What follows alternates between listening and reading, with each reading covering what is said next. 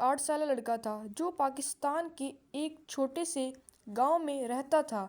وہ جانوروں سے بے حد محبت کرتا تھا، لیکن گاؤں کے لوگ جانوروں کو محض کام کے لیے استعمال کرتے تھے اور ان کے جذبات کو اہمیت نہیں دیتے تھے۔ حسن کی ماں نے اسے کئی بار سمجھایا کہ وہ جانوروں سے فاصلہ رکھے، مگر حسن باز نہ آیا۔ ایک دن حسن قریبی جنگل میں کھیلنے گیا، جہاں اس کی نظر ایک زخمی ہرن پر پڑی۔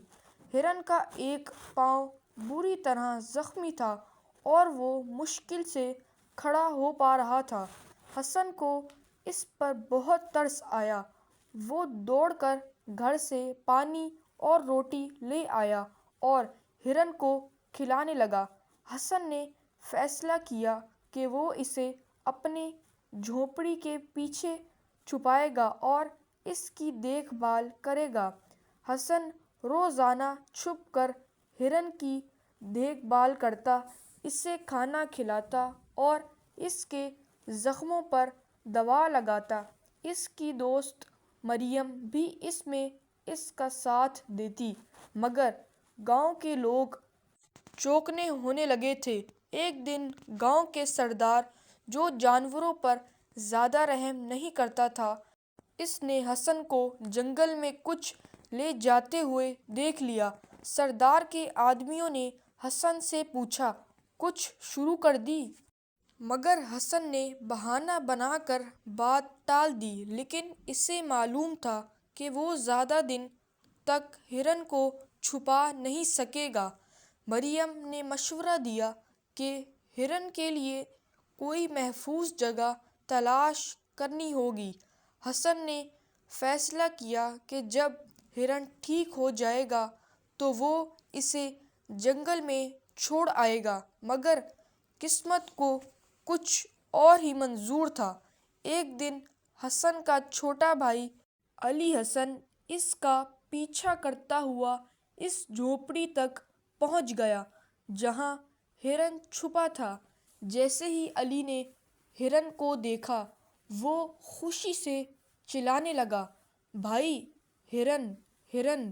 حسن گھبرا گیا اور اسے چپ کرانے کی کوشش کی، مگر دیر ہو چکی تھی۔ علی نے گھر جا کر سب کو بتا دیا اور حسن کے والد غصے سے اس کے پاس پہنچے۔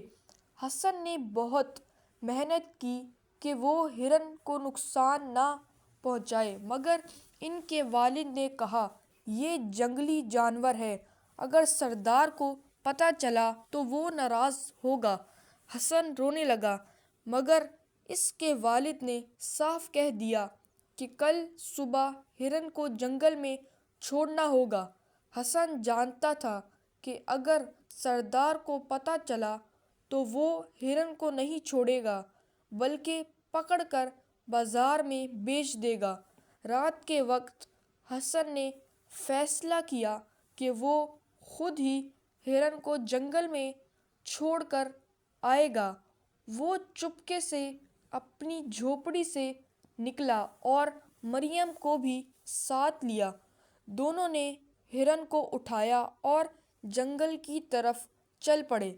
راستہ خطرناک تھا اور حسن کے دل میں خوف تھا کہ کوئی انہیں دیکھ نہ لے، لیکن بدقسمتی سے سردار کے ایک آدمی نے انہیں دیکھ لیا۔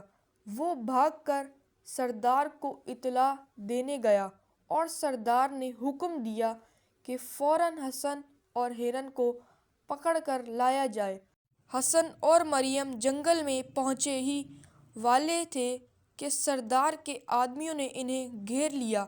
سردار کے آدمیوں نے حسن اور مریم کو پکڑ لیا اور ہرن کو ساتھ لے کر گاؤں واپس آ گئے۔ گاؤں میں سب لوگ جمع ہو گئے۔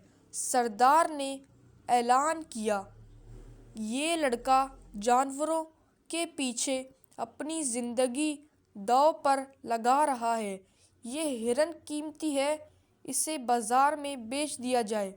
حسن نے رو کر سردار سے درخواست کی کہ ہرن کو آزاد کر دیں، مگر سردار نے اس کی بات نہ سنی۔ حسن کی ماں بھی پریشان تھی مگر وہ سردار کے خلاف کچھ نہ کہہ سکتی تھی۔ حسن نے فیصلہ کیا کہ وہ ہمت نہیں ہارے گا، وہ ہرن کو بچانے کے لیے کوئی نہ کوئی راستہ نکالے گا۔ اگلی رات حسن نے مریم اور کچھ اور بچوں سے بات کی۔ وہ سب جانوروں سے محبت کرتے تھے اور سردار کی اس ظالمانہ حرکت کے خلاف تھے۔ انہوں نے منصوبہ بنایا کہ وہ ہرن کو کسی بھی صورت میں آزاد کرائیں گے۔ حسن اور اس کے دوستوں نے سردار کی حویلی کی دیوار پھلانگنے کا منصوبہ بنایا۔ حسن کو معلوم تھا کہ ہرن کو اندر ایک پنجرے میں رکھا گیا ہے۔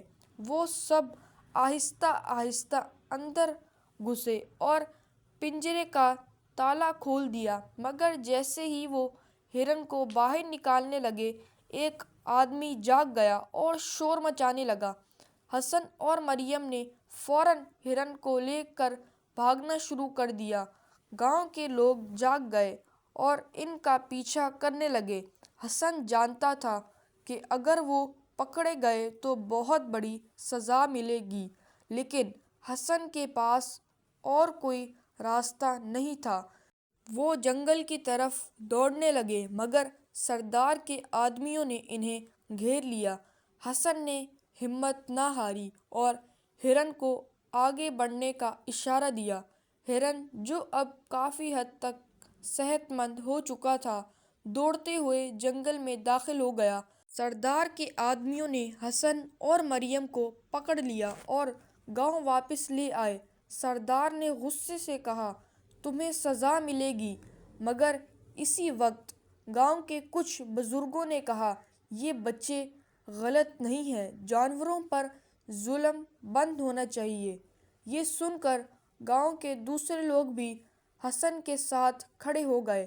وہ سب جانوروں کے ساتھ اچھا برتاؤ کرنے لگے اور سردار کو مجبوراً ہرن کی تلاش روکنی پڑی۔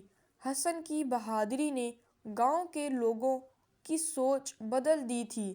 چند مہینے بعد گاؤں میں جانوروں کے لیے ایک چھوٹا سا پناہ گاہ بنا دی گئی، جہاں بیمار اور زخمی جانوروں کی دیکھ بھال کی جانے لگی۔ حسن اور مریم نے اس جگہ کا انتظام سنبھالا اور گاؤں کے لوگ بھی ان کی مدد کرنے لگے۔ ایک دن حسن جنگل میں گیا اور اسے دور سے وہی ہرن نظر آیا۔ ہرن نے حسن کو دیکھا اور ایک لمحے کے لیے رکا، پھر خوشی سے اپنی دم ہلانے لگا۔ حسن جانتا تھا کہ اس نے اپنی دوستی کا فرض نبھا دیا ہے۔ یہ کہانی ہمیں سکھاتی ہے کہ محبت اور ہمت سے ہم کسی کی بھی زندگی بدل سکتے ہیں، چاہے وہ انسان ہو یا جانور۔ تو یہ کہانی یہیں پر ختم ہوتی ہے۔ فٹافٹ سے اس چینل کو ضرور سبسکرائب کریں۔